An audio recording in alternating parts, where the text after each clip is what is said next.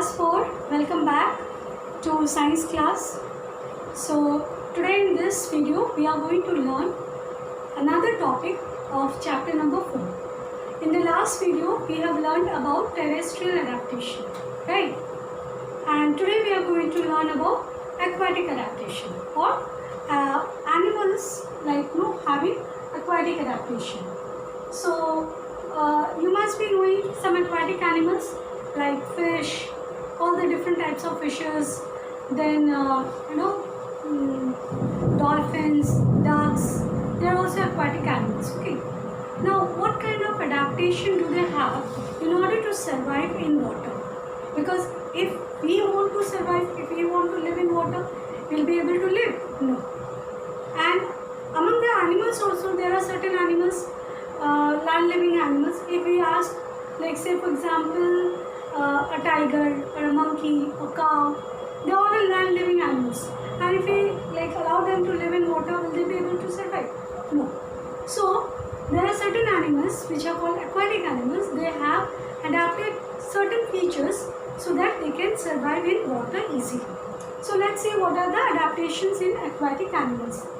So here you can see the first adaptation in aquatic animals.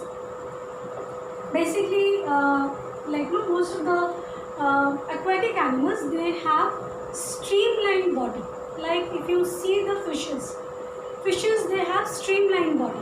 Okay, and they have spindle shape also. This shape is called this shape is called the streamline and spindle shape body. Okay, so you must have seen mostly aquatic animals. Even the dolphins also, they have the same kind of shape of the body. Whales, you see all the different types of fishes, they all are having streamline and spindle shape body. So every aquatic animals, they are having a streamline and spindle shape body. And why do they have so? This shape helps them to move. Okay, swim in the water easily. Then another adaptive feature is many aquatic animals, they have fins or limbs to swim in the water, to float in the water. Okay, and there are certain animals which are not having fins, like for example ducks and all. Okay, ducks, geese, we can say, then swan even. Now they even can swim in the water. And how do they swim? Not with the fins. They don't have fins. They have webbed feet. Okay, even the must have seen. Actually, frog is not an aquatic animal. It is an amphibian. But even they have webbed feet. They also live in water. Okay, they are amphibians. They live both on water as well as in land. So, these aquatic animals, they have fins and limbs to swim in water. Some animals, they have webbed feet also for swimming. Okay. Then how do they respire? For respiration also, if we have to stay inside the water for a long time, we will not be able to respire. We have to hold our breath, or there are some other techniques. Those who do swimming and all, they know how to remain inside the water for longer period of time. But normally people cannot do that. If we have to respire in the water, then as we respire with the nose, and if we do the same thing inside the water, then it will be dangerous for us. Okay, but aquatic animals, what do they have? What kind of organs they have so that they can survive in water? They have gills. Like fishes, they have gills to breathe. What happens in gills? When they are breathing. Okay, so what happens? The gills, they open, the water gushes out inside the body and it passes from the gills. What happens? The oxygen is being trapped in the gills and the water moves out. From the gills, the extra water, not extra water, the water moves out.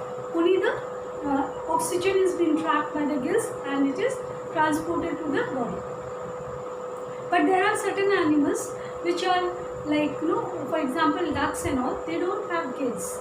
Basically all the fishes, they breathe through gills, but there are like animals such as whales, dolphins, they don't have gills.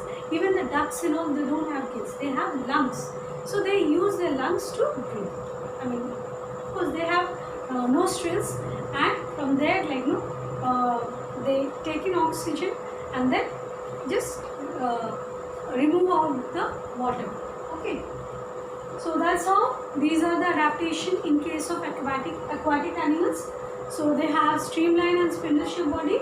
They have fins and or limbs to swim in water. Some animals have webbed feet, and for breathing, some aquatic animals use gills for breathing and some use lungs for breathing. So here we complete the adaptation in aquatic animals. Now we are going to discuss about adaptation in amphibians. Okay, so let's see here. So now we are going to discuss about adaptation in amphibians. Before that, let us try to understand what are amphibians. Amphibians are those animals which live both on land as well as in water. Okay, so these kind of animals, they can live both on land and water. Like for example, frogs, turtles. Okay, they are amphibians. Fine. Then there are some crocodiles also. They can live both on land and, but they are called reptiles actually, because they crawl. Okay, they crawl with their body. So we are talking about amphibians, right? Now we will discuss about the adaptation in amphibians. First of all, let us see the first point discussed here is mostly amphibians, they have webbed feet to swim or to paddle. Like when they are inside the water, they have to move forward, and in order to that they have to swim. So for how do they do that? With the help of their webbed feet. Okay. Then they're like all the animals are having 4 legs. So amphibians also have 4 legs. In case of amphibians, their hind legs, okay, or hind limbs are much more stronger than their front leg, because they have to give a long leap or jump. Now in case of frogs also, you must have seen that the frogs, they can jump very high. And why they can do so? Because of their hind limbs strong. Like their hind limbs are stronger than the forelimbs. Okay. Then how do they breathe? Generally, if you have seen the frogs, amphibians, and if you have touched them, if you have felt them, then you will see their body is moisty. That means always it is covered with some kind of moisture, and that moist skin is only helping them to breathe. From their moist skin they can breathe. Okay, like toads, all these all the types of frogs and all, they breathe through their moist skin. Okay, and another point is that you must have seen the turtles. Even they are amphibians. They can live in water as well as on land. So when they are on the land, in the water, you must have seen on their back there is a hard shell. Why is it so? This hard shell is to protect them from their enemies. Okay, so whenever the enemy comes, then they just hide inside the shell, and they can protect themselves. Okay, so these are the adaptations in amphibians. Here we complete the adaptation in amphibians. So today we have learned adaptation in aquatic animals and adaptation in amphibians. So what you are going to do is, you will again read these 2 topics, and we will meet in the next video with another topic.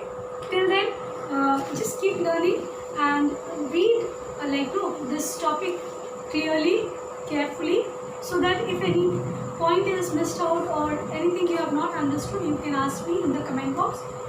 So till then, till I meet in the next class, keep learning, take care, and bye.